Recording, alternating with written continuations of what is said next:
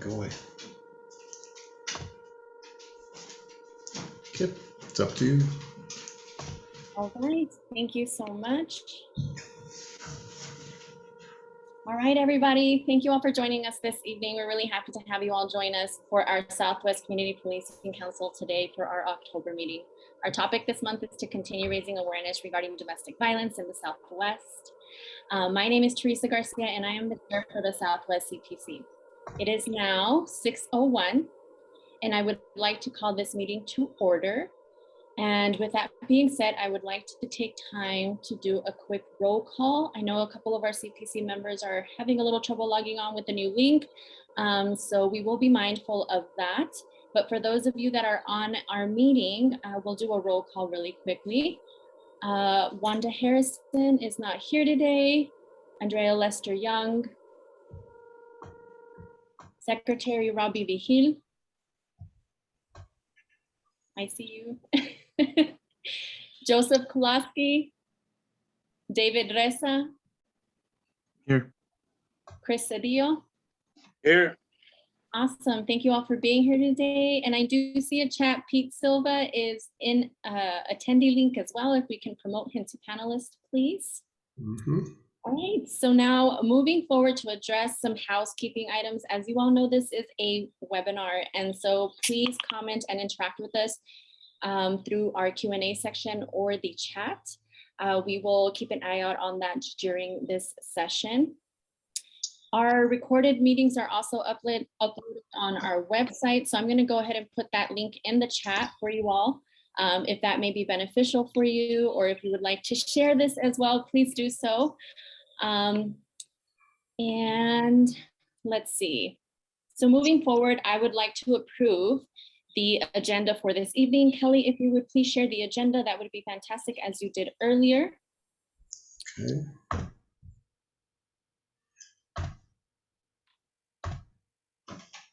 Perfect. Thank you so much. I really appreciate that. So with that being said, I would like to, is there a motion to approve the agenda for October's meeting? This is Robbie, motion to approve. Is there a second? I second. Perfect. Thank you so much. So we approve to the October agenda. Next, we have the approval of past minutes for our September meeting. Is there a motion to approve the minutes?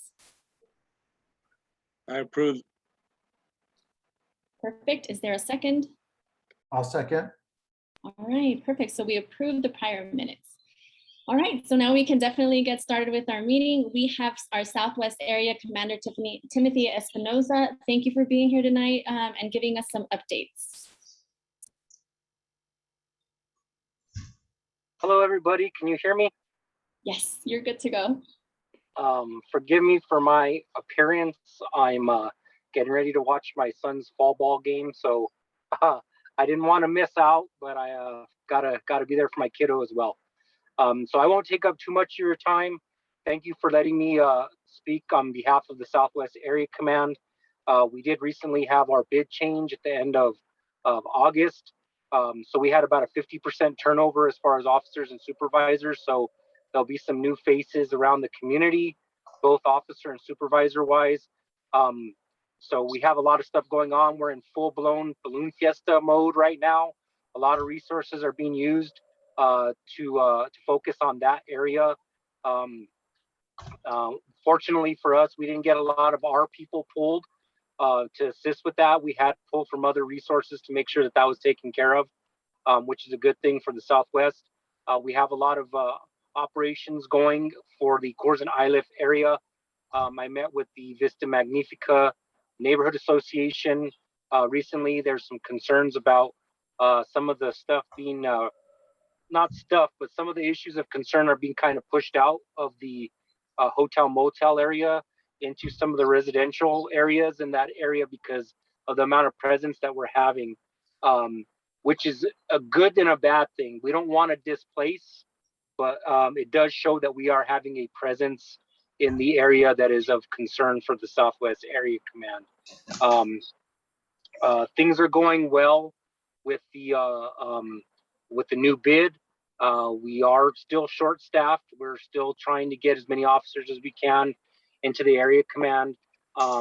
We have some PSAs that are going to be coming online here, I think within the end of the month, that we should be looking at getting in service here pretty soon.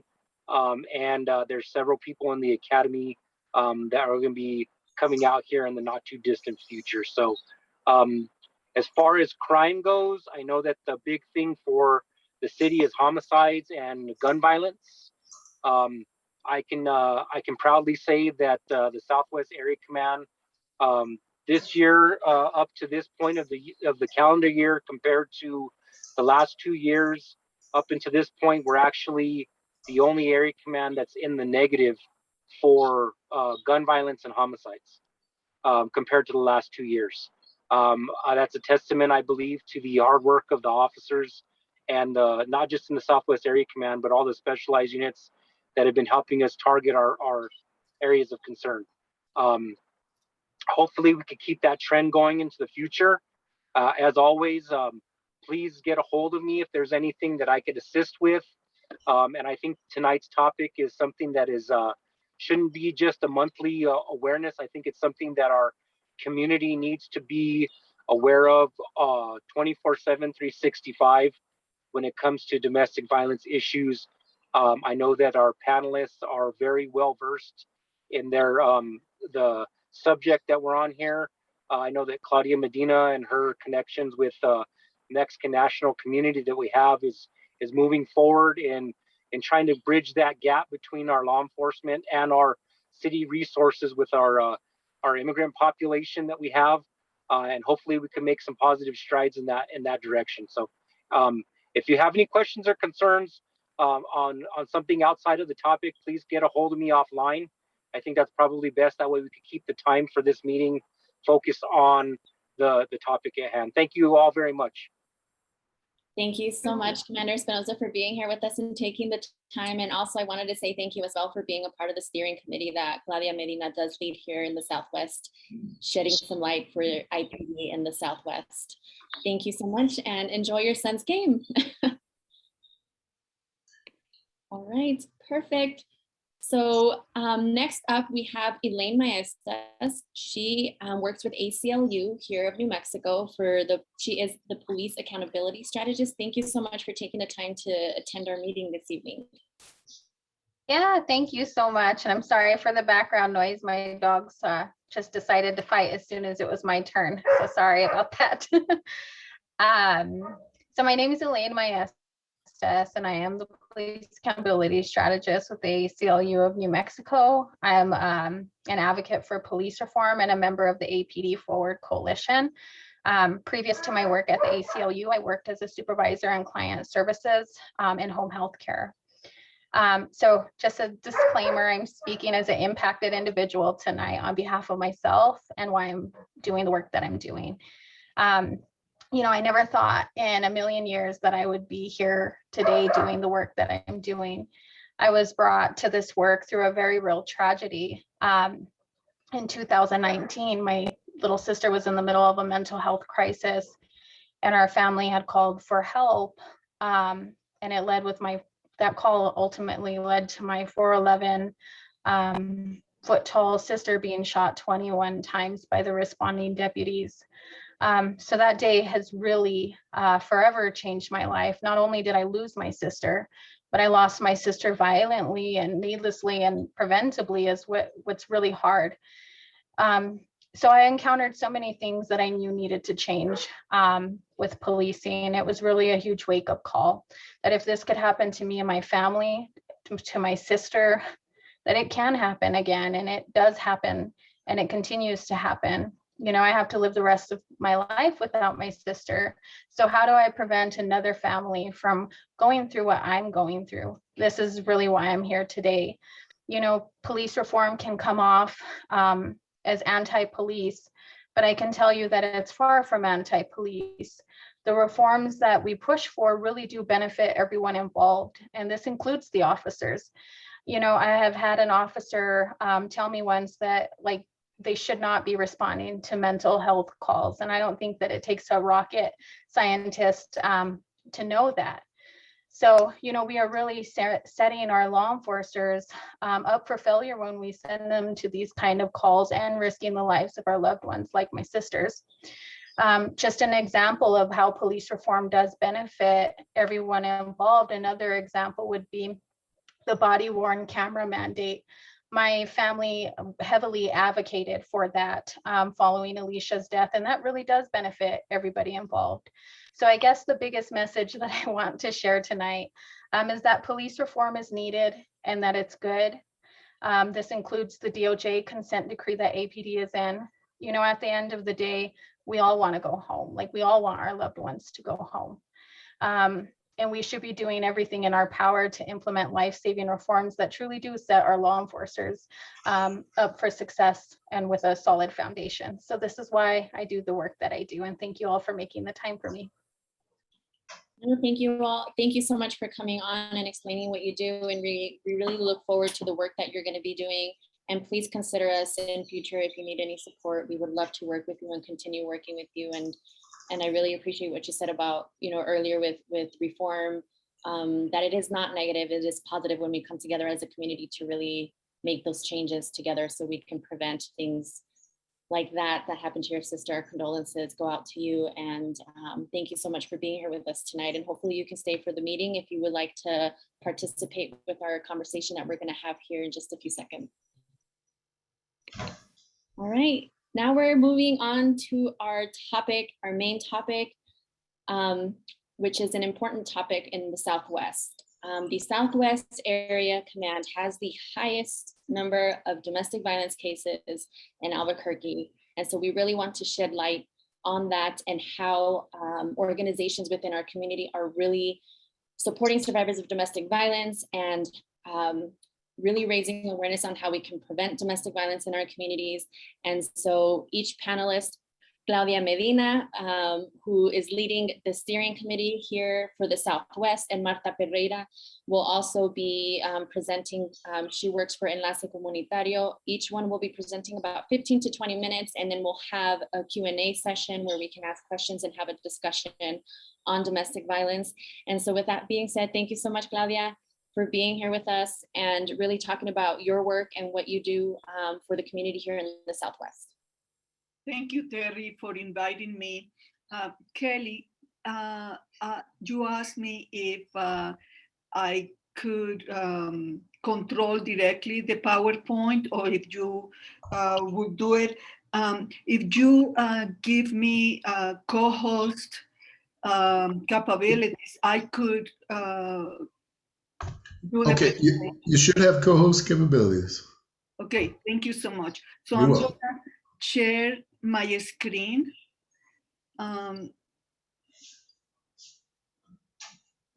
Could you see this presentation?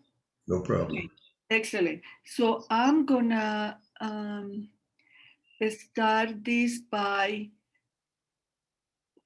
for whatever reason, I don't know if, okay, I guess the slide presentation, the slide feature is not, oh, yeah, I got it, slideshow. Yes. Let's start now. So again, I'm Claudia Medina. Hey, Claudia, you can click on play from current slide to go ahead and start your slideshow. Play. It's right above. Yes. Second. Okay. Ah, you are the best in the West. Okay, so I'm Claudia Medina, and I'm now a consultant, but I used to be the executive director of Enlace Comunitario, and for almost 2 decades, we work very hard to intervene or provide services to victims of domestic violence that were already victimized. But then we decided that we needed to do more on prevention and started analyzing all our data and realized that after analyzing our data for 20 years, we realized that domestic violence in the South Valley and Westgate is almost an epidemic. Of the two areas that we chose those two areas to focus our prevention efforts for one reason, and is that the amount of clients that we have seen, thousands of them, many of them, I would say at least 40% of them are from the South Valley, and 36% of all those clients that are from the South Valley and Westgate, 36% of the children of those clients were present at the time of an incident of domestic violence. So we were alarmed. We really were very concerned about this situation, and decided, after analyzing all our records, that of the dozens and dozens and dozens of zip codes that we serve, only two zip codes, the A7105 and A7121, accounted for almost half of all the people we serve. And that was a red flag for us. We said, we really have to do something. And with that knowledge, we convened a group of leaders from the South Valley and Westgate, as well as people from the city of Albuquerque, from different funding agencies, from the county, to start thinking about solutions. What could we do as a community to really prevent intimate partner violence in those two communities? So we did a lot of research and find out that when you have such a complex problem in a community, you cannot deal with the problem in silos. So usually we deal with the problem, let's say all the government agencies try to deal with the problem, or all the service providers, or all the businesses.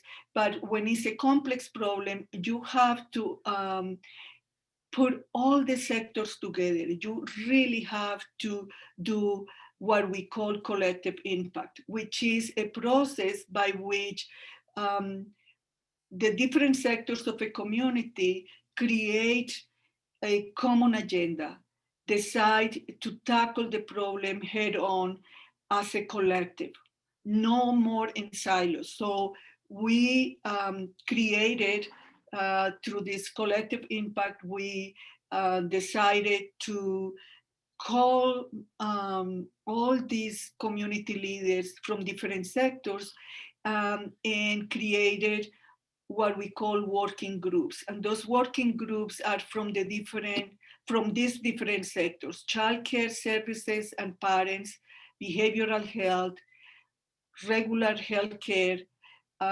service organizations like Enlace, all the service organizations that work with victims of domestic violence, economic justice, meaning businesses and labor, and Terry is part of that committee. We have a committee working group looking at funding. It has a lot of funders around the table trying to help us raise money. We have data and evaluation, law enforcement, schools and youth, media and communication. All these working groups are trying to find strategies that would work for the sector in the two communities that we are working on. All those strategies that they are working on, are based on research, are what we call evidence-based. So after doing a lot of research from the CDC and from the WHO, the World Health Organization, we found that there are risk factors and protective factors that really need to be tackled in order to prevent intimate partner violence before it happens. And armed with that data, we kind of got all these leaders to start looking at those strategies and at that research. And they are trying to create a plan. Every one of those working groups create a plan on how to mobilize their sector to decrease intimate partner violence. This is a process that has taken us more than 2 years. We are getting ready to finalize our planning process. We have worked like maniacs for the last 2 years and are ready in March of this coming year of 2022 to wrap up our planning process, where every one of the working groups is gonna present the plan they have for the sector, and then all the sectors together are gonna prioritize what needs to be done first and what second, and then based with the final plan, we are gonna start raising the money to implement the different programs and initiatives that every one of the sectors is recommending. And then we will present these findings, this whole report to the city, the county, and national level funders, including United Way here, to raise the money to start implementing this project. This process is a long-term process. You cannot eliminate intimate partner violence in 1 year. This is going to take a lot of commitment from everyone in the community. And I'm here today to invite the members of the Southwest Council, Policing Council, to get involved, to participate. We need your voices at the table. And I assure you that your input and your ideas would be highly taken into account when we do the plan. It's very important that the law enforcement community gets involved, but also members of the community that are compelled to do something about this problem. So I invite you to come and be part of this process. And now I know my time is up. So any questions, any comments regarding this process, this is the time to ask me questions. All right, you all can put your questions in the chat, or if our council members have any questions in regards to Claudia's presentation and information, please feel free to do that. And as I await, I just wanted to say thank you to Rachel Hernandez from Clarissa Peña's office attending our meeting this evening. Thank you so much for making the time. Oh, I want to say that knowing that Councilor Peña's office is present, that we actually met with Councilor Peña a couple of years ago to present this initiative to her.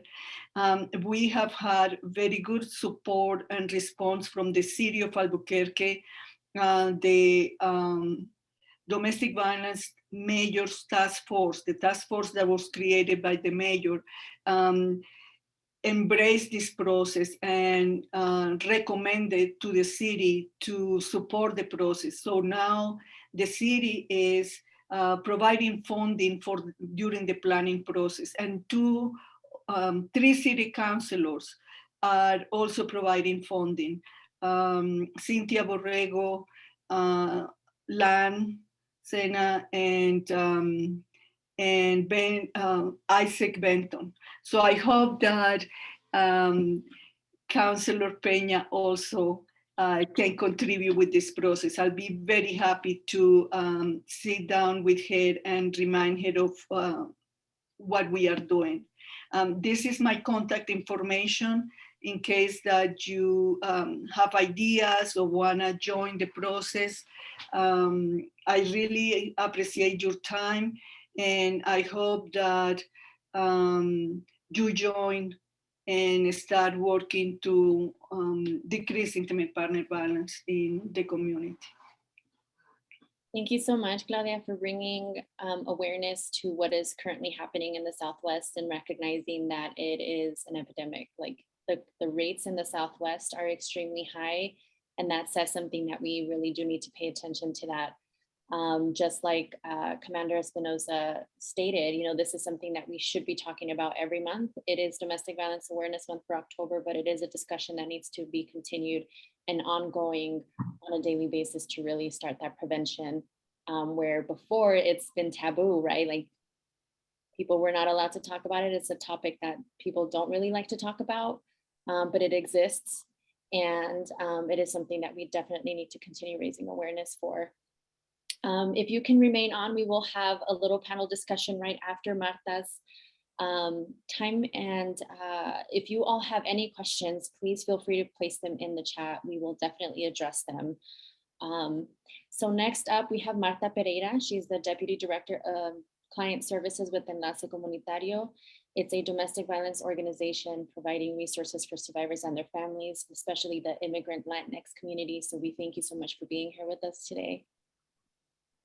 Thank you so much for having me. I truly appreciate it. So one of the things that I'm going to do first, I will share a PowerPoint presentation and just talk a little bit about Enlace and what we're doing. And my apologies, the dog is somewhere around here as well. So 1 second. So once again, like Teresa said, my name is Marta Pereira, and I am the Deputy Director of Client Services with Enlace Comunitario. I've been with Enlace for 11 years. I have held, different positions within Enlace, an advocate always for our community and ensuring that we are providing the best services that we can in keeping our community safe as well. So I will start with my presentation. So Enlace Comunitario is a social justice organization led by Latin immigrants in central New Mexico. It was founded in 2000 in response to a lack of culturally specific services for the Latin immigrant community. Our mission is to transform the lives of individuals and their families experiencing domestic violence by working to decrease gender inequity and intimate partner violence in the Latino immigrant community. And we do this through culturally and linguistic specific trauma-informed direct services, specifically in Spanish, but we're all bilingual. Prevention, focused community education, outreach, and policy advocacy in collaboration with community partners. And then intergenerational survival-focused leadership development with the promotoras and youth programs that are also part of our outreach and prevention department. Our services are survivor-centered and client-directed, and we both address household and community pressures as well as systemic, socioeconomic, and racial inequalities. Through Enlace, one of the main things that we like to focus on when we're implementing different programs and policies and procedures is the theory of change. Issues. The issue is the high incidence of domestic violence in central New Mexico in our immigrant community. Assumptions, former adult survivors and their children who have witnessed domestic violence and the best leaders to break the cycle of abuse. DV is a consequence of gender inequity and violence being normalized as means for resolving problems, as well as to eradicate domestic violence. We must decrease gender inequity and address its root causes. The strategies is providing culturally and linguistic specific direct services to adults and child survivors of domestic violence, building survivors' leadership capacity, both adults and children, engaging newly trained community leaders in the anti-violence and gender equity education. The anticipated changes is adult and child transition into a safe home environment, develop healthy coping mechanisms to process their trauma and have the resources to live a stable life. Adult and child clients transform into community leaders, and immigrant community members internalize that women and men must be treated equally and can choose not to be violent. What is domestic violence? I'm sure we all are familiar with that definition, but I just wanted to just keep it at the forefront as we continue the conversation. It's a pattern of behavior used to establish power and control over the household member through fear and intimidation, and often manifests through threats and violence. Domestic violence can include physical, pushing, slapping, strangulation, financial abuse. 99, as we all know, 99% of survivors of domestic violence have experienced financial abuse. That comes with controlling monies. Victim must ask for permission to spend monies, the lack of resources, emotional and verbal abuse, insults, threats, and sexual abuse. Some of our program focuses is a culturally specific program. So aside from the domestic violence, the survivors that come seeking services with Enlace come with the extra barriers as well, which is immigrants often face intersecting barriers and fears that can prevent or traumatize them escaping a DV situation. Common barriers include lack of knowledge and misinformation about the legal system, language, linguistically appropriate services, cultural religious beliefs, financial cost, as well as the common fears that include deportation or removal, losing custody of their children, police and judicial system. Oftentimes, many of the survivors, more so than not, have come from other countries where they, third world countries, I would say as well, and where those are cultural beliefs that the male is the provider, the individual that has a control over the household that makes the decisions. So oftentimes when they move to this country, oftentimes the perpetrators have documentation and they utilize those the status in order to continue to perpetrate the abuse against survivors. So that's a huge issue that we deal with. Education is a huge part when they come seeking services through our programs. How Enlace is, we, like I mentioned, and also on the mission, it has two different components. We have our intervention services, which include direct services, and our prevention and outreach programs that go into the community, educate, and do a lot of the advocacy on policies that affect our community. So this is the service delivery model. When a survivor of domestic violence is referred to Enlace for services, we have a team with where we do crisis intervention. The main thing at the forefront is safety planning. What is the status of this individual? What type of immediate assistance are they needing? Are they needing shelter? How to connect them with resources? And then those clients are scheduled for an intake appointment with an advocate. At that time, when they come for the intake appointment, there's the safety planning, there's individualized service plans that are created based on the client's needs. Each family that comes through our services have different needs. So focusing on the specific need of this family is huge for us. And also addressing, there's safety planning throughout, addressing what the needs are and connecting them with resources, not only within our program, but also our community members and networking with community partners that we have built relationships throughout these years. So we have through Enlace, once they come to the intake appointment, they're connected with the New Mexico Immigrant Law Center. If they're needing to talk to an immigration attorney, to explore potential immigration relief, such as U visa, VAWAs, T visas. They're also connected with our legal department, which we have in-house for family matters, such as domestic divorces, custodies, child support, as well as orders of protections. We also have, since our team is, we have this myriad of services, which includes different professionals. We have counselors, we have attorneys, we have paralegals, we have our housing specialists, we have our advocates that assist with not only applying for benefits, but also assisting in finding employment, providing the financial literacy education that are needing. And then also those providing information and resources is huge as well, like I mentioned. So when we stop the cases, we're also refer them to our clinical department, and where they can receive individual counseling, family counseling. We have our support groups, parenting classes, life skills for adults and children.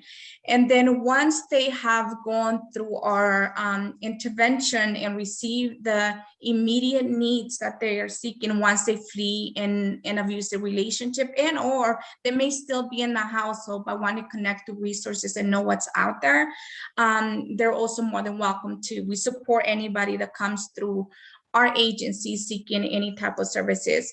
And although our services, I think it's very important to recognize and mention that even though our services are specifically for our immigrant community, we serve all victims of domestic violence regardless of their backgrounds. All our employees are bilingual. We do provide interpretation services as well, because we do get many survivors that come from different countries other than that speak other languages such as Russian and other languages that may come through our seeking services. So that is our direct services. All our services are confidential, free of charge. Like I mentioned, we have case management, crisis intervention, transitional housing. Currently, we have 5 different rental assistance programs in where we support survivors that are fleeing from the abuse. We have the financial literacy education, like I mentioned, individual and workshops.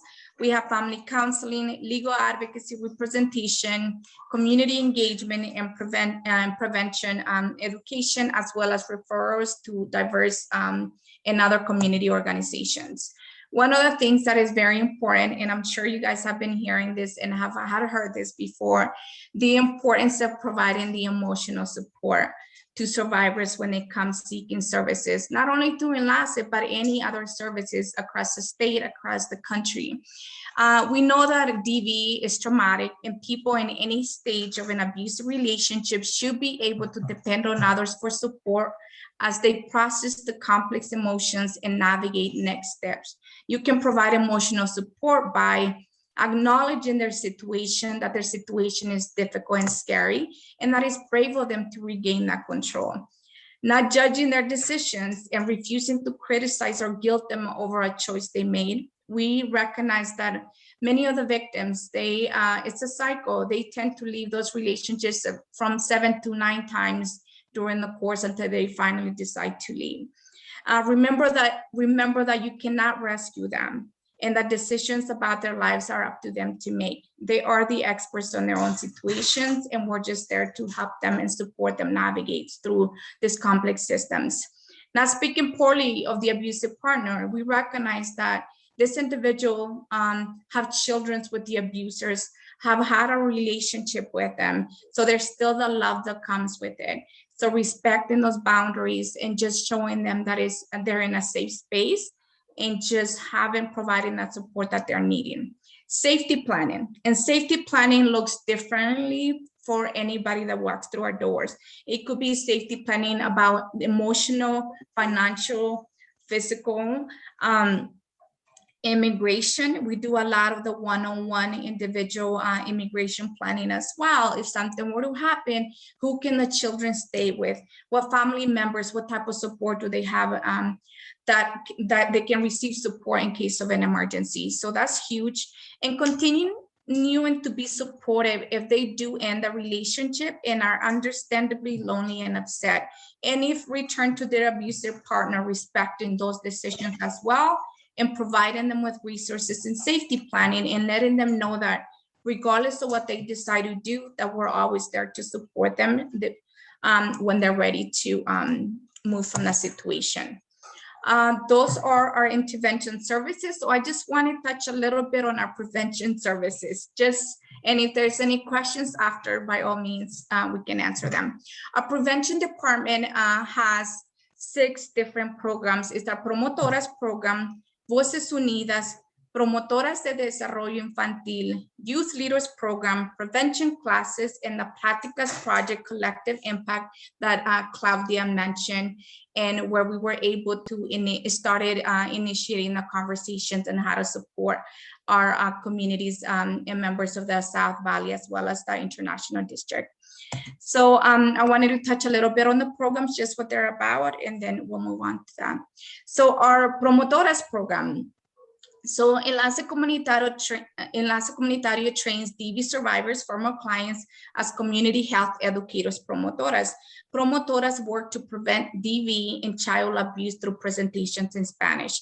They go into community events, schools, tabling events, anywhere, including before the pandemic, the fair, tabling events, providing the information, handing flyers. And some of the topics that they address is, obviously DV, impacts on the children, gender equity, healthy relationship, self-care, and the relationship spectrum. And then we have our Voces Unidas group. This is a weekly non-therapeutic DV group, which is facilitated by our promotoras in one of our prevention and outreach staff. And any community members can attend these weekly groups. They may be going through DV and they may not want to disclose and want to initiate any services. But if they participate in this group, they can learn a lot about the dynamics of domestic violence, or if they have a family member that may be going through abuse and they want to find ways to support that family, they can come to this group as well. And then we have our promotoras de desarrollo infantil, is the child development health workers. So the PDIs, we call them, are former Enlace clients who are trained to screen young children for lags in social emotional development and their parents for social determinants of health. The PDIs are also trained to connect parents with the appropriate resources to improve the likelihood that young children in the South Valley will develop along typical and healthy trajectories free of DV. So the PDIs are the ones that are very connected to the child care service providers within the South Valley, providing resources, information, trainings as well, and just letting them know that if they encounter any children that may be experiencing domestic violence within the household, providing them with the resources so they can connect and their children and those families can receive the services that they're needing. And we also have our youth leaders. It's Enlace trained youth 12 to 17 who have witnessed domestic violence within their household and who have previously received Enlace services. Youth leaders work as peer educators, training other youth in Spanish and English at youth conferences, public schools, and other venues. Like promotoras, the youth are also provided with a stipend as well for the presentation, just because we know that many of them do not have employment and it does take time to prep and train and be able to commute from the different venues that they have the presentations. So some of the topics that the youth address during the presentations is different types of abuse, dynamics of teen dating violence, healthy relationships, consent, and bystander intervention. And then we have, and that's it. I thought I had more power, but so these are all the services that Enlace provides. A lot of the things that, even though you may see the general information, there is a lot of in-depth information in how the services are provided. I wanted to note, just because we were talking about specifics and numbers in terms of how many clients have been served and the percentage of those individuals that come from the South Valley. So this past fiscal year in FY21, we served 736 survivors of domestic violence with intensive services. That means they receive probably a few months up to longer, just in FY21. Out of those 736, 562 that provided a zip code, 562 provided us with a zip code. Out of those 562, 195 were from the South Valley alone. That's a little bit over 35%. And that's not counting the individuals that did not provide a zip code. We are huge on confidentiality. All our services are confidential. And that's very important to us, for the families and community members to recognize that when they come to Enlace to receive services, the privacy will stay there and they will receive the support that they're needing. So I just wanted to mention that. And this I didn't really touch on in terms of whether it was also, I'm sure the numbers would have increased drastically if I would have included the international district. So that's all that I have for today. If you have any questions, I'm going to be here for the rest of the meeting. Thank you so much. And thank you for letting us know about that statistic, or at least that percentage, because again, it just supports Claudia Medina's work and all the work that we are trying to do here in Albuquerque, New Mexico, and really continue raising awareness. As we have come through this entire year, COVID hit.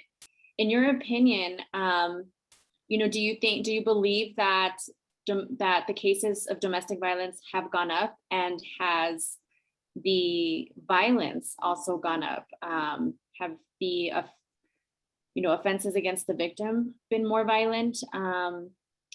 What are your thoughts on that, Claudia and Marta? I could. Oh, go ahead. Go start, Marta. Okay, most definitely they have gone up. And we've seen the increase. Not only the pandemic created, they were not only dealing with the financial abuse, the domestic violence, but also the pandemic. So the number of individuals requesting services increased, and also the severity of the incidents increased. We've seen a lot of strangulations. Even within the past month, that crisis that we've seen fleeing because of the severity of those incidents that we've been seeing. So most definitely the number of requests for services have increased, and the severity of those incidents have also become more severe from what we've experienced within our programs. Yeah, I agree with Marta. I think that one of the most pressing issue during the pandemic was the economic crisis that meant that many of the families we work with that are victimized or that are part of the cycle of violence were all of a sudden facing unemployment of either the victim or the perpetrator of the abuse, which creates more toxic stress in the family, and that tends to increase the volatility of the process of the incidents. In particular, when we are talking about victims that are undocumented, that didn't qualify for the stimulus dollars, those families were really facing more stress, and again, that made the situation worse for the victim. Imagine a perpetrator of abuse all day at home, unemployed, frustrated, really going through a lot, and having the victim there all day, the children not being able to go to school, all that made the situation at home worse. So I think that not only the amount of cases increased, but also the severity of the cases increased. I agree totally with Marta. Thank you so much. I had a question for Elaine. I don't know if she's on here. Elaine, have you had any experience in your line of work and come across any domestic violence cases? I think she might have stepped away. Yeah, I'm actually here. I'm sorry. Can you hear me? Yes, perfect. Thank you. Yeah, can you repeat that? I apologize. I was just wondering if you had, with the topic of COVID-19 and just, the increasing cases or anything like, and the severity of domestic violence, have you come across any cases with your line of work? No, none specifically, but I have, that's something that I haven't really been focusing my attention on at the moment. So I couldn't say that it's not happening. Perfect. I've been fairly new to my position. I just started in February. So right now at this current moment in time, I'm working on really trying to get some use of force legislation and training in the upcoming session. Awesome. Thank you so much. We look forward to hearing more about that, and let us know how we can support. So due to the increase in cases and as well as the severity and your research, Claudia, what do you think that APD or the Southwest can do to support that, aside from raising awareness? Like what changes or what do you think is needed in the Southwest? Well, I think that more training for police officers to be able to understand who really is the perpetrator of abuse. Because many times when the police officers arrive at the scene, the two parties are, especially when there are language barriers, the two parties are unable to really tell the officer who is really the perpetrator. And chances are that the police officer end up saying, you guys figure it out, or I have to take you both. And so that is one issue that the police can help with. Another thing is data, collecting the data in a more specific manner. We have been trying to get APD to give us data that really looks at intimate partner violence, not just a domestic disturbance. Because when it's a domestic disturbance, we don't know if there was violence between the grandmother and the grandson, or between two of the siblings. We don't have really that information. You get the information if you read the entire report, but unfortunately for data analysis and research, we need to be able to have those numbers so that we can show after interventions and after programs have been implemented, we need to be able to say, you know, we are moving the needle. This project really is making a difference. But if we don't have the before and after numbers, it's impossible to really assess if we are being successful or not. So data collection is another thing. There is one committee that we have, the Intimate Partner Violence Prevention Collective, is formed by law enforcement. And Commander Espinosa is part of that. But also we have Jerry Bachicha, who is the prevention, the person in charge of violence prevention for the city of Albuquerque. We have the DS office, we have the US Attorney's office. So all of them are putting together recommendations to APD and the Bernalillo County Sheriff's Office. So probably in March, we will be able to give you a very detailed report of what are the recommendations for law enforcement from our whole prevention collective. Perfect. Thank you so much. And thank you for bringing up the topic about really recognizing who the offender is, because there is a statistic where 60% of victims are sometimes arrested because they cannot determine who the offender is. And so I want to follow up. I know that we have a couple of questions, Robbie, in the chat, but I just want to follow up this question for our amazing APD officers, and I do see interim DC Cecily Baker on here. What trainings and how many hours do APD officers attain for domestic violence? If anybody as a panelist can answer that question.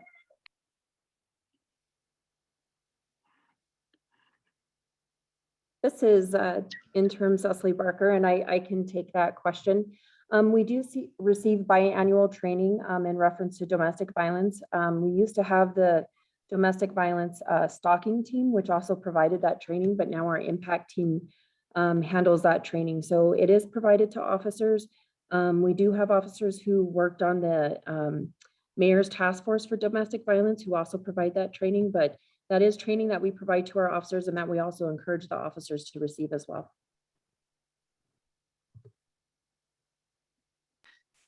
I did see Peter Silva unmute. Did you want to comment? No, my computer's kind of glitching in and out, so. Okay, perfect. Thank you so much. Robbie, did you want to address the chat with some questions that we have? Yeah, so Judy had a couple questions. She was asking, is treatment being mandated for anger management for the offender and family counseling for the victims? And then she was also wondering what percentage of cases are alcohol or drug related? Marta, you want to answer that one or you want me to? No, I can. In terms of with our programs, all our services are voluntary, so nobody's mandated to receive any services. With regards to our clients and victims that come seeking services, we do not collect in terms of statistics on information with regards to substance abuse or anything like that. With regards to the offenders, currently we don't have a BIP program, but we know that we're dealing with many issues at the Metro Court, District Attorney's Office in terms of prosecuting cases. And because the low rates of prosecution are in cases are being dismissed, then those perpetrators are not being mandated to attend counseling or to participate in any programs in order for them to receive the help that they need. So we're seeing issues at all levels as well. And also in that affects obviously the participation level and the increase of attendees unless they're mandated in their court order, oftentimes when there is a probation officer involved, which is not happening much because of many of those cases are being dismissed.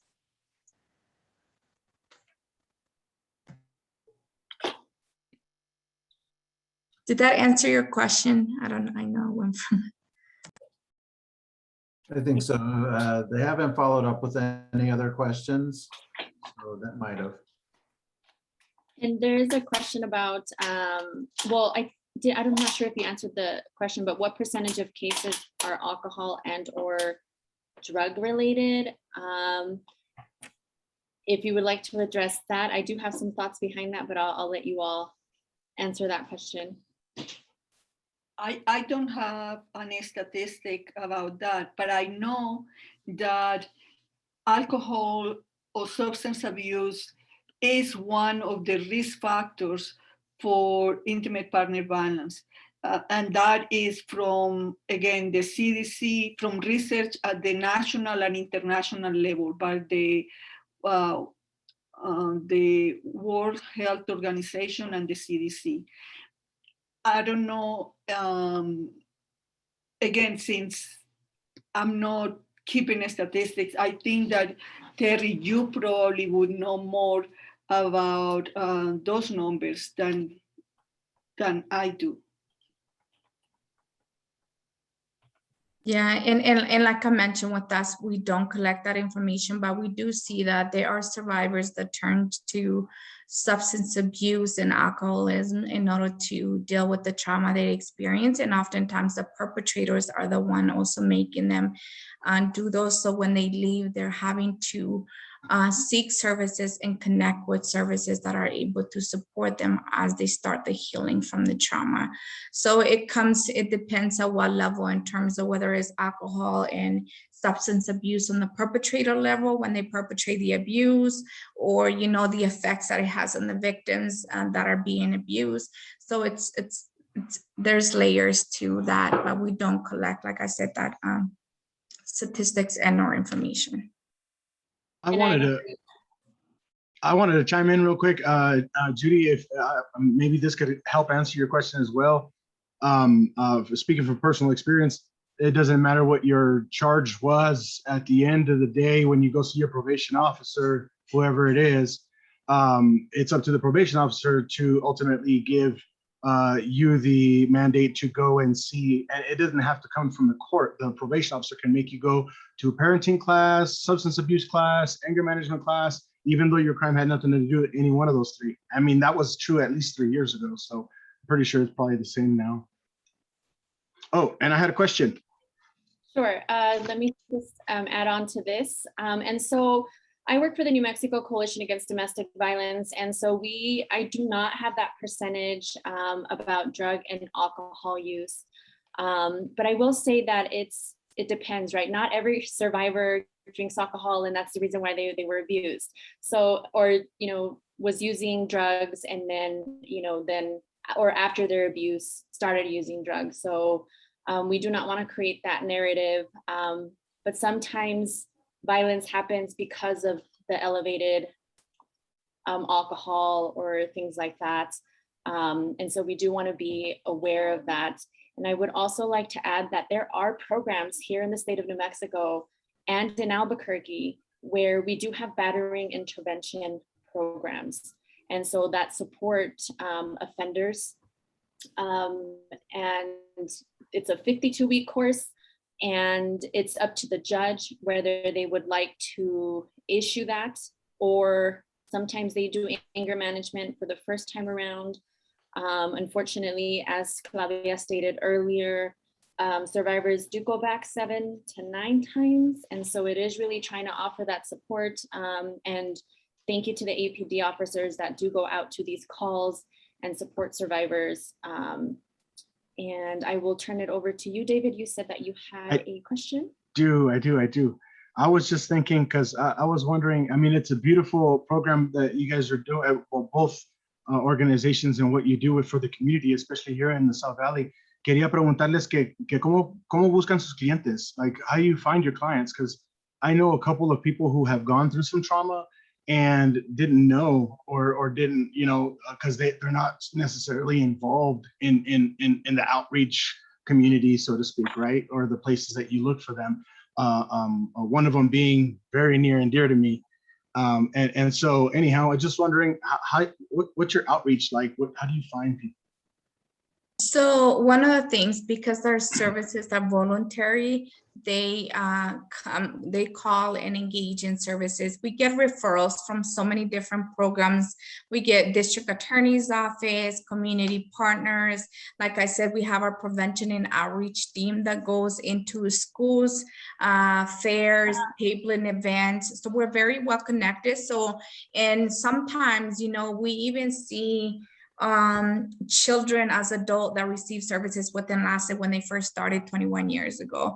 So it just comes from, neighbors, programs, and they seek our services, and the demand for the services, the capacity is always an issue, right? But we are there to support. So they engage. One of the things that we tell them is just have them call Enlace. We have a crisis team that they're able to support and just kind of provide the support depending on what type of services they're seeking. That we also provide referrals if they're, we receive calls from any community members seeking services that are not related to domestic violence. We also provide those resources as well and connect them to the appropriate services that they're looking for. So we get them from everywhere. There's not a specific program in our way that we get referrals or our clients reach out to us from. It's from everywhere, including out of state. My follow-up question to that and was, are you working with or the newly found Albuquerque Community Safety Department yet, or are you guys getting ready to? Because I think that would be a pretty good way of kind of reaching other people too, you know, because they're going to be more involved, I think, with like the mental health aspect of it and everything. David, Jasmine Desiderio, who is the deputy director of the department, is part of our steering committee. Nice. And I want to say also about outreach that even though many clients or many victims know about the services available word of mouth or from whatever, we need to do more outreach and more awareness. So part of the work of all these different sectors is to create a plan to bring more awareness about the issue and more education. So all the health clinics are now developing materials to post everywhere in the clinics. We are working with the schools coordinators, especially community and school coordinators. 15 of them are involved in our project, and they are looking at how to bring more awareness to the youth. So there is a need to do more awareness. The business community is looking at how we can increase awareness in the different businesses in the South Valley and Westgate. So this is gonna require a lot of effort from all the sectors, but we need to do more outreach and more education. It's part of our effort. I love that. I love that. That, you know what, and that actually brought up another question that I was thinking of. Is there's not a timeline, right? I mean, because people could still reach out to you even though they've been affected 2-3 years ago, right? Or no? Or is there like a timeline? There is, right now, we have a specific criteria. So depending, it could be up to a year that the incident happened, 6 months. So we have to, just because of the capacity, and like our advocates are having from 60 to 80 caseload. So, and what we were seeing in the past, that was that we would serve all victims of domestic violence if they were still being affected. We know that the effects is lifelong, something that oftentimes they have to deal with. But then we were dealing with issues where survivors that were in the immediate situation that needed to flee and they were having to wait. So we had to create something that was more concrete in order to meet the need at that moment when the abuse was happening, and provide support as well, because we know that, and provide, like we have the Voces Unidas group. The clients can come in and attend the groups and talks about the abuse. So we've created different programs to address and provide that support, but the intervention direct services is more for recent DV incidents that have happened, just because the capacity, it's pretty high. David, that's the reason why we need to do more in the area of prevention, because only when all sectors of the community start thinking how to eliminate the problem before it begins, is when we are gonna really make an impact, a long-term impact, because there is not enough services. You would put tons of money into more counseling and more classes and more this and more that, and still we wouldn't meet the demand for the services. So the answer is prevention. Yeah, I like that. I like that a so lot. much. I do see Elaine has her hand up. Yeah, I just had a quick question. So thinking about like what happens, I guess, after the call, is there any collaboration between, or any kind of like a referral system that APD has on getting the victims, referrals or the help that they actually need, instead of, I guess, just focusing on like the bigger picture of the problem? So is there anything like that in place?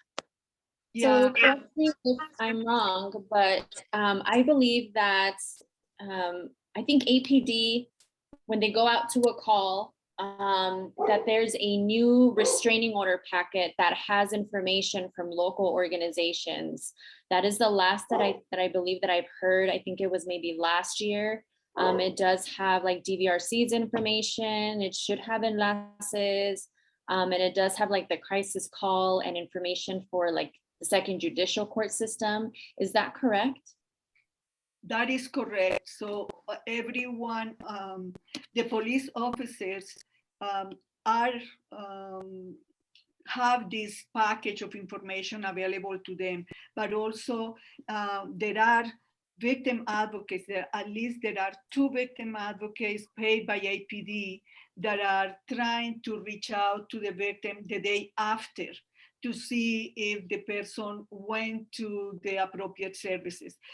And most importantly, DVRC, the Domestic Violence Resource Center, has a program where they have at least 10 advocates that could go with the police officer when there is a call for intimate partner violence. Unfortunately, they don't have more than 10. So when there are 20 calls in a given day, then the victim advocates won't be able to go with the police officer, and the victim would get only the package of information, but at least they would get the package of information if the police officer remembers to bring the package of information with him or with her, and we have to understand that many police officers are so overwhelmed, are so overworked, that chances are they don't have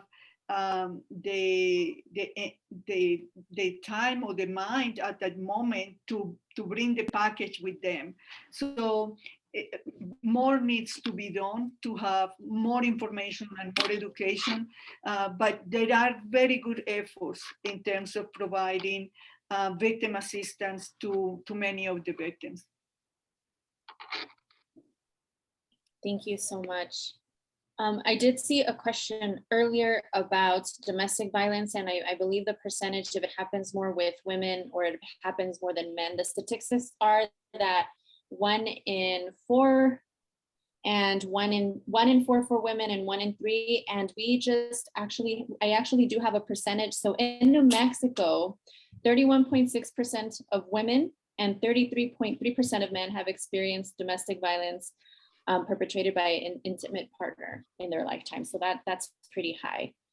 And then for children, 35% of DV incidents reported to the police were witnessed by children. So again, that is a high percentage for our community, specifically for New Mexico. Yeah, and in the case of men who are victims of intimate partner violence, usually those men are part of a same-sex couple. So they are, the violence is perpetrated by another man, not by another woman, most of the time. And Violeta, thank you for your answer and thank you for being here with us today. Do we have any education of DV for the community? So yes, absolutely. So we at the New Mexico Coalition Against Domestic Violence have a 40-hour advocate, which is also open to the public if you would like to learn more about how domestic violence affects all our communities and learn more about how you can become an advocate and how to recognize domestic violence. We have a ton of trainings throughout the entire year of New Mexico that we do provide for organizations across the state of New Mexico. We also have Enlace Comunitario with Marta. They also provide trainings for IPV, DV 101. You can contact them and support you with any trainings for the community. Our organizations across the state are really happy to continue training. So please reach out to us, and if we can support for APD in facilitating any trainings, please let us know or contact Marta. And I don't think that there are any more questions. Robbie? Yeah, there was one other question or comment and question. So Judy was asking or saying that victims are at most risk for mortality after they sought help. How are victims being protected?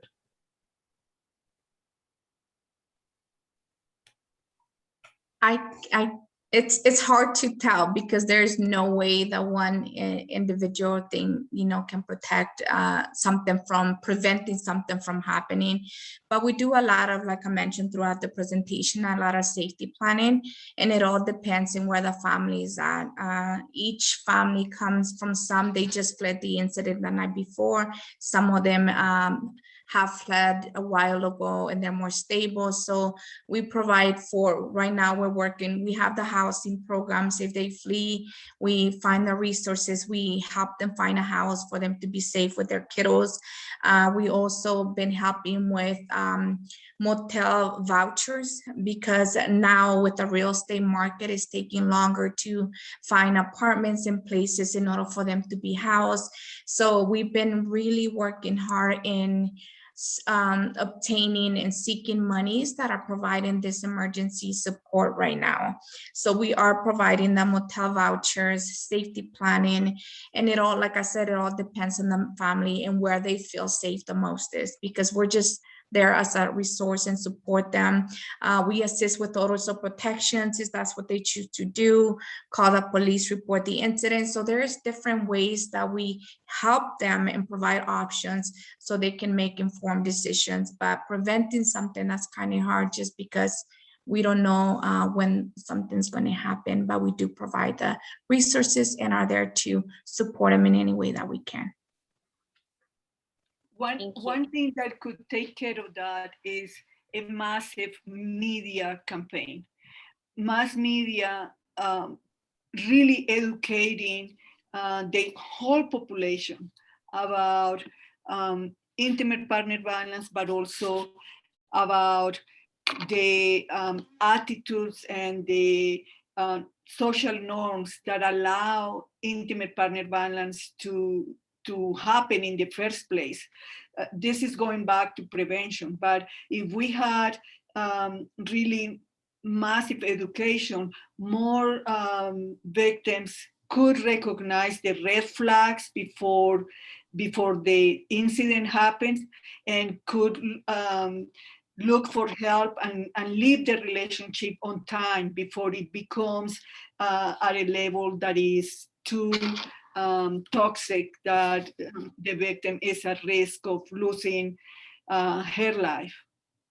So again, lots of awareness and education is needed. Thank you so much for saying that.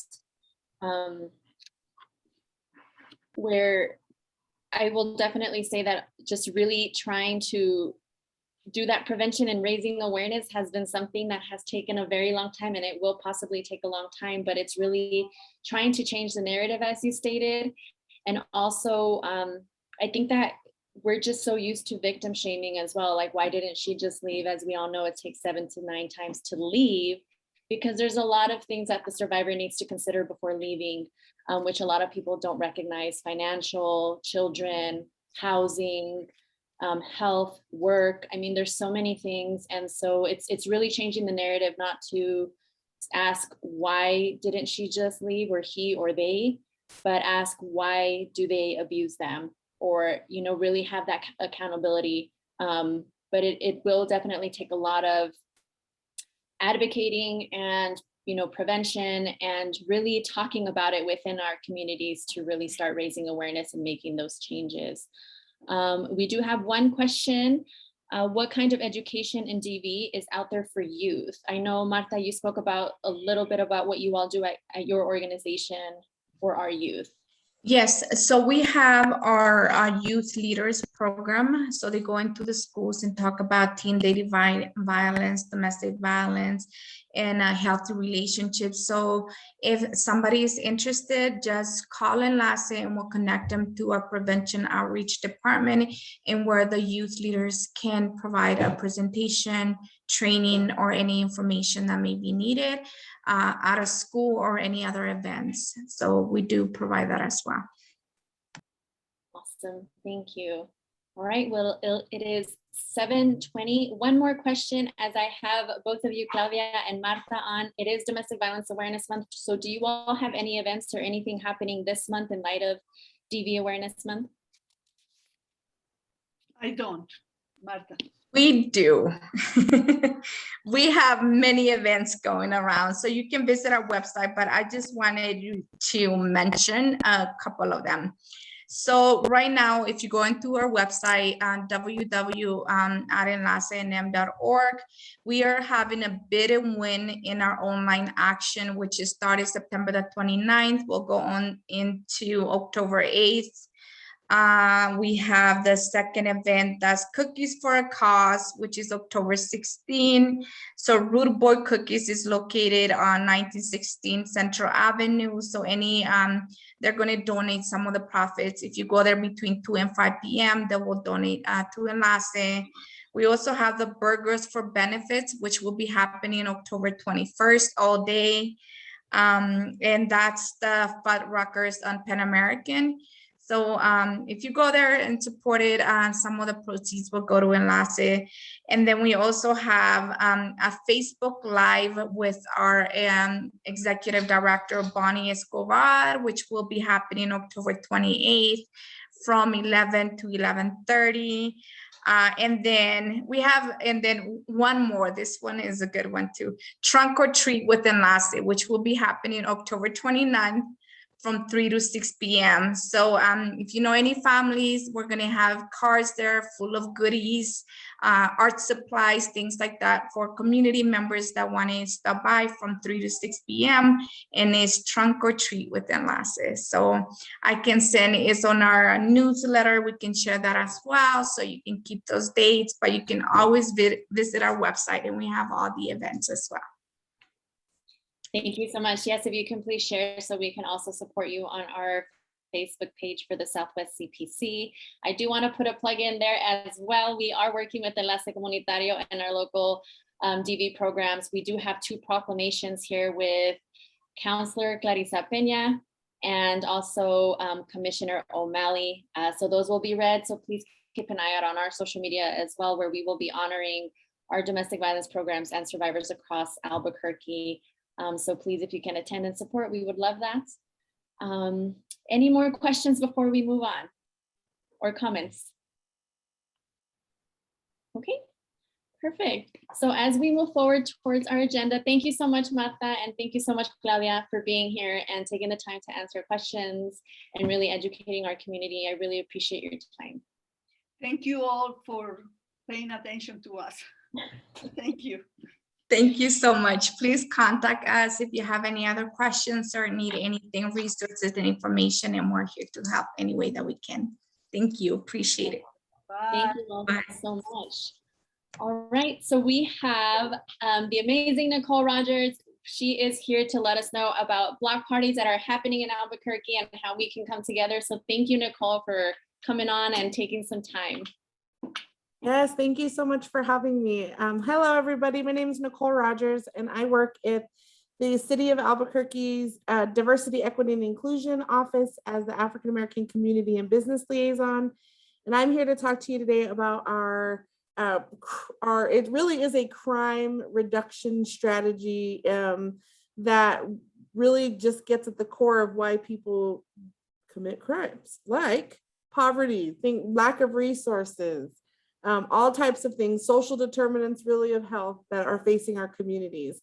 And so we're guising it as a block party with fun and food, free food, but really it's about the resources that we're going to be bringing with us to the community. So I'll put our link to the website that we have that lists all of the dates. We are going to be in the southwest part of town in November, the entire month of November.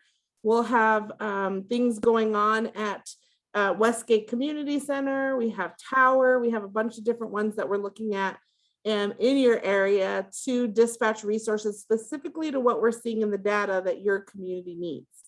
And some of the things that you talked about today, domestic violence being a big one, right? So we're excited to have domestic violence providers sign up to come out.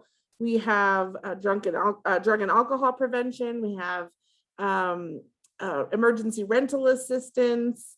We're really just thinking of all the other things that we can bring out. And we had our first one this last Saturday at Trumbull Child Development Center here in the International District.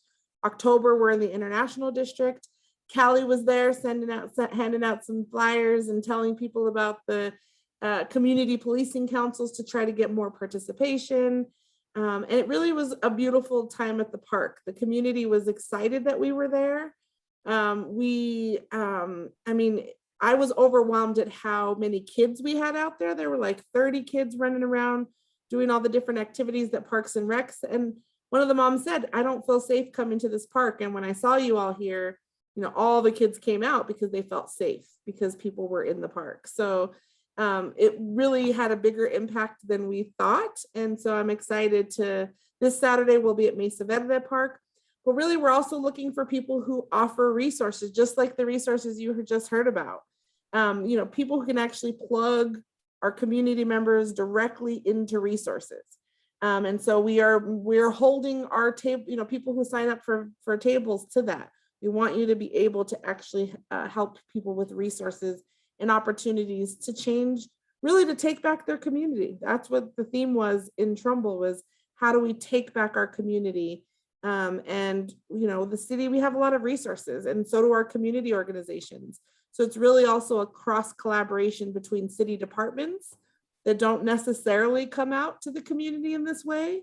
And really, as I say, come out of the ivory tower and come down to the community and really be in fellowship with our community. So it's been wonderful. We're just getting started. We'll be in your area in November. If you're a community organization that wants to sign up to give resources, there's a link there for you to sign up. And we're doing this all the way till February. It does not work if we're not continually in the community providing resources and following up with folks. And we're taking what we hear from the community. The community in Trumbull said very loudly, they want to take back their park. They want to feel safe going to the park in their neighborhood. So we asked Parks and Rec to step up needle stick pickups in that park. We asked Parks and Rec to add another day of cleaning at that park. So that way the community can see a difference after we leave. And that's really what it's all about. Not just coming on a Saturday, shaking hands, kissing babies and saying thanks. It's really about continuing to follow up and make sure we help that community take back their community. So I'm really excited about this. It is a crime reduction, you know, initiative. So we're looking at the data and seeing, did we make a difference? And I'm happy to say Trumbull normally has a couple of shots on the gunshot technology that we have. And while we were there was none of that. So, and actually we didn't see anything the whole weekend. So that's to me a win. If we can give that community a break from the gun violence. It's my community. I live in the International District. And so I want to take back my community too. And so this is a really great way to do it. So we'd love for you all to come out. And CPC members too. Don't let Kelly be the only one out there, you know, repping for we'll you be guys. Out there. We need you guys out there too. Yes, we'll be out there. We're currently working on a lot of stuff. So we're really working on outreach here at the Southwest. So we will definitely be out there. Council members will be out there. And so we're super excited to have these block parties and really take part in this. And for those of us watching and tuning in, if you have an organization that you would recommend to participate, please head over to that link to register for it. Thank you so much, Nichole, for taking the time to be here tonight. Thank you. Thank you so much for having me. I put the link in the chat. Come on down and join us and join Kelly because we need some company out there. Perfect. Okay, so then we have, as earlier, we have interim DC Cecile. And so if you want to come and introduce yourself, as you didn't have time earlier, but if you would like to, that would be great. Sure. I'm Cecily Barker. I'm the interim deputy chief. I'll be taking over DC Gonzalez when he retires next month. So I'll be over the investigative bureau. I'm nearing 18 years on the department. I spent my first 10 years in field services, both as an officer and supervisor, worked Northwest and Southwest Area Command. Southwest definitely has a special place in my heart. I served as a supervisor in the Violent Crimes Division over the FAST unit, which was our DV unit, as well as missing persons and cold cases. I served as a lieutenant over the Juvenile Division and the Crime Lab, and commander in the Northwest Area Command, and most recently as the chief of staff. I really appreciate the presentation today. Like I said, I served for several years in the domestic violence unit. Advocacy is very near and dear to my heart. I'm very passionate about it. So I appreciate everybody's presentations today, and please reach out if you have any questions. Thank you for allowing me to introduce myself. Thank you so much for being here. We really appreciate it and joining us, and we hope to see you in future for our future trainings. Please hop Thank on you. and please share the word with your with your unit. We would really love for you all to come on. We do also have Peter Silva here with recruiting. I just wanted to give a moment before we end the meeting to see if you have any updates. Sure.